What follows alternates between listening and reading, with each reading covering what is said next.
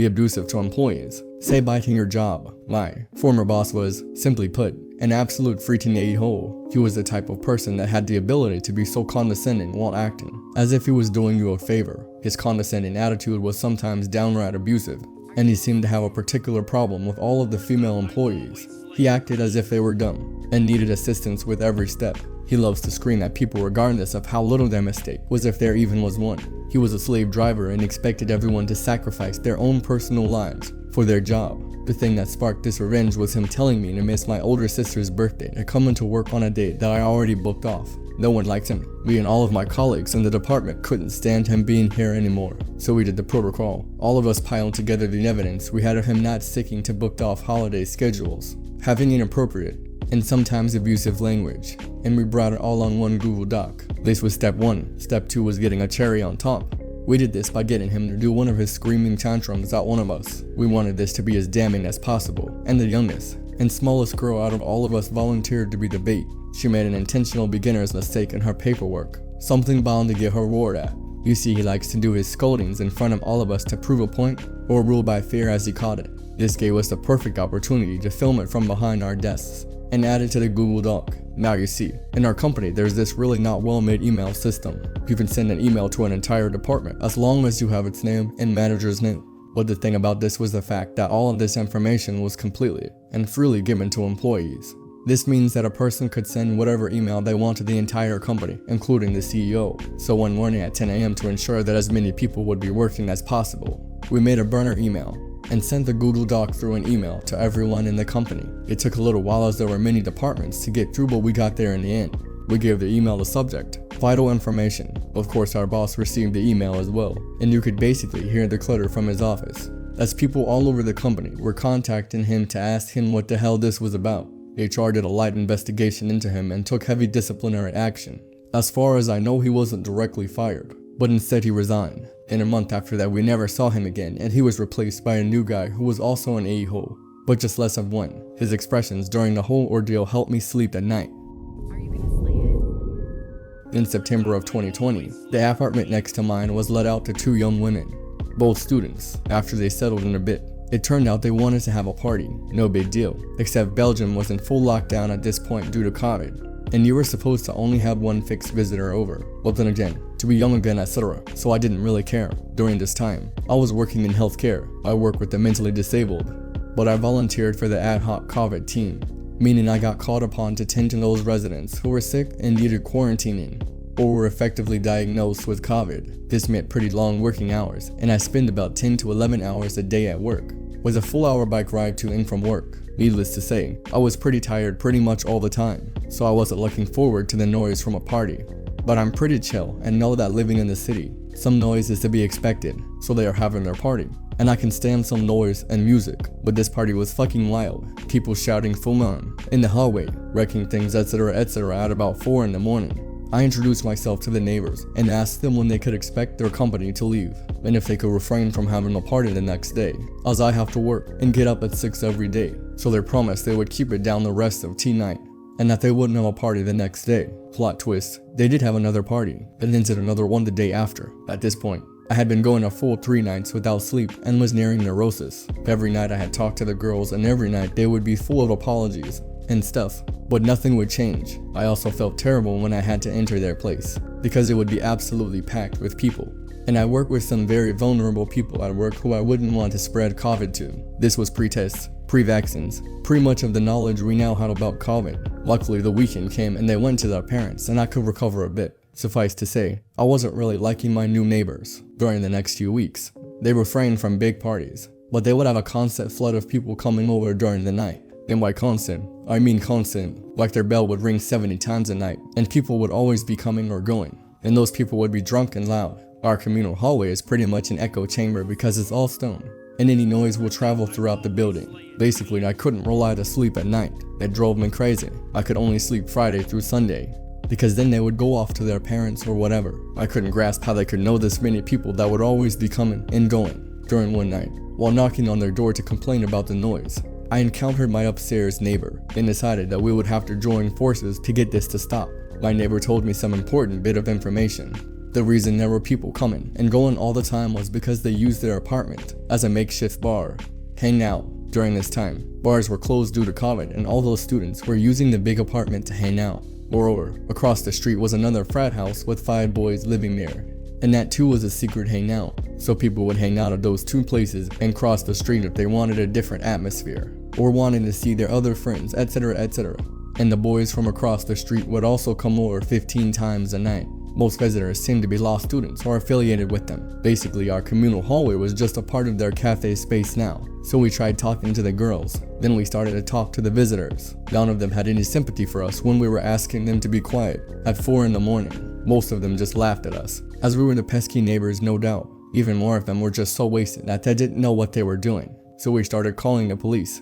Dozens of times. Most of the times, they weren't letting in. Police told us they couldn't do anything. We kept calling, as we wanted a record of our calls in the system. Belgium was still in full lockdown at this point, and what they were doing was full on illegal. Even so, police told us their hands were tied if they wouldn't open the door. When the police couldn't help, I turned to the next best thing. I'm a social worker, and so I have no problems looking up information and calling around to look for help. This is what I did. Most places were understanding but couldn't really do much, so I acted on the suggestion of the upstairs neighbor and contacted one of the girls then. I shot him a nice email about sorry to have bothered him and taking up his time, but I had this big group of students from his faculty ganging up every night, and maybe he wanted to know about it since they were breaking every possible COVID rule that existed at that time. Especially since me and my neighbor were about to go to the papers with this story. This dean called me back right away, and we had a nice talk about our problems. He told me he was on it. So basically what he did was call the law student girl and her parents. Big drama ensued, and we finally got to sit down with the girls, and they finally sounded like they were sorry. Tears were shed. We learned that the police had actually been inside a few times, and they were issued tickets for having secret parties. Those were €300 each a pop, so no idea why they didn't just stop. We learned they were not happy because the dean had called them up at 11 o'clock and they were still asleep. To which I said, well, there is your problem. You are still asleep at 11 o'clock. I'm up at 6 every day, and you girls haven't been a bit understanding about that. So we got to feel a bit like we got our revenge and we got to vent.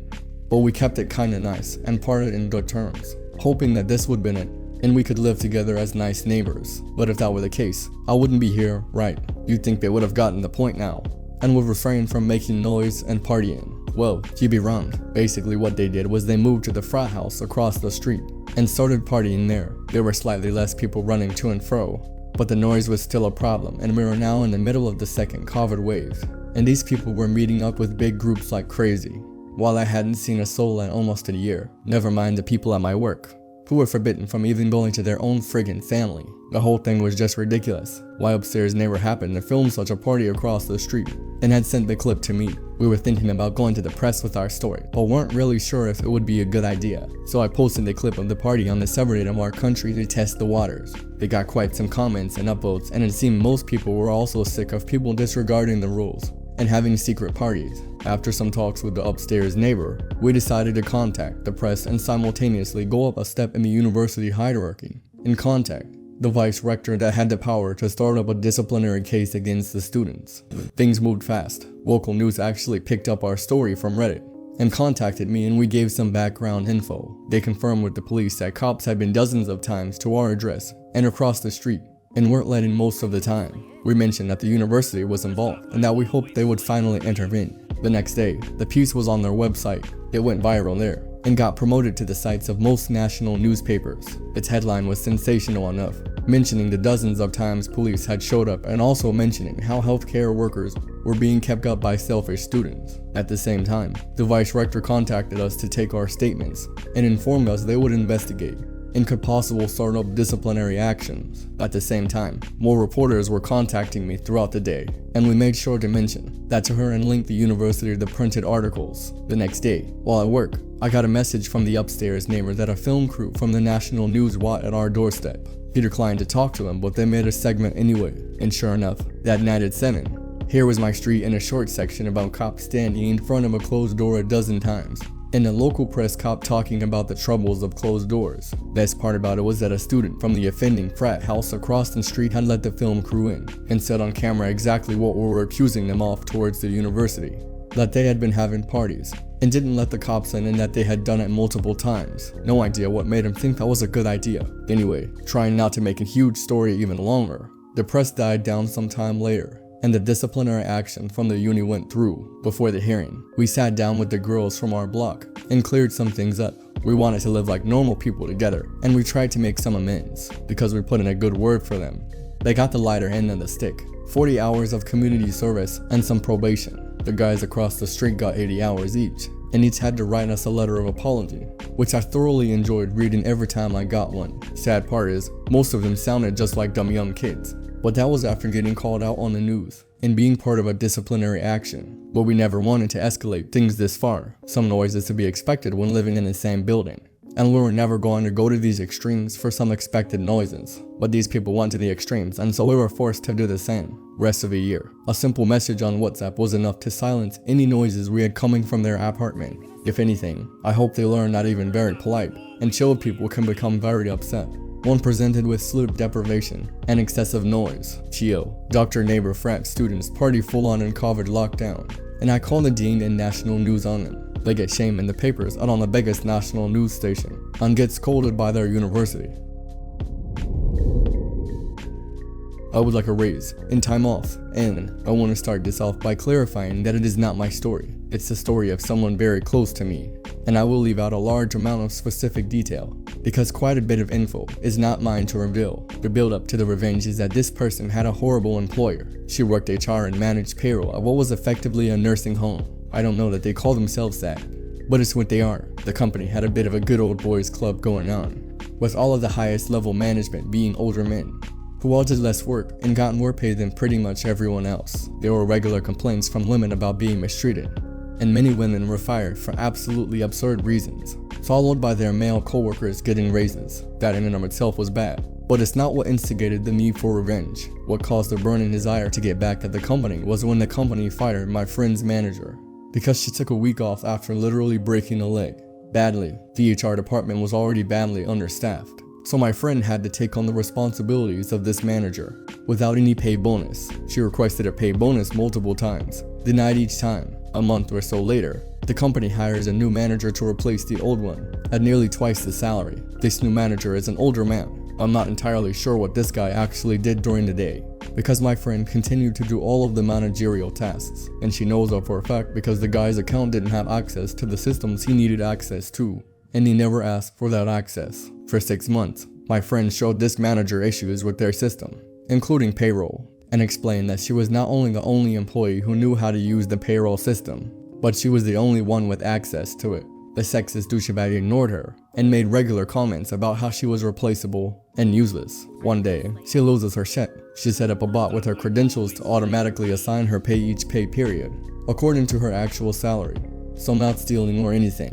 She then carefully plans her next move and puts in her 2-week notice, right before a large department-wide week off, and right before her only coworker has a 2-week vacation. She wouldn't have time to train the coworker even if the coworker was in the country. The manager still dismissed her, thinking he could just hire someone who knew what they were doing. Little did he know, she had tweaked with the payroll software over her time there. Nothing super awful, but it was very different from what the base software was. She was the only person who knew how to properly use it, and the only person in the whole company, including the CEO, who had access to the necessary numbers to actually run the payroll. When she leaves, after the 2 weeks, the company has 2 whole pay periods where they do not pay their employees. They come, but my friend still gets paid, because they never disabled her automatic payment thing. They couldn't. Eventually, they called her and basically begged her to consult with them on their payroll. For the past 6 months, she has been paid $250 an hour for 5 hours a week to run the company's payroll, fully remote, even though it was an in-person job before. And to top it all off,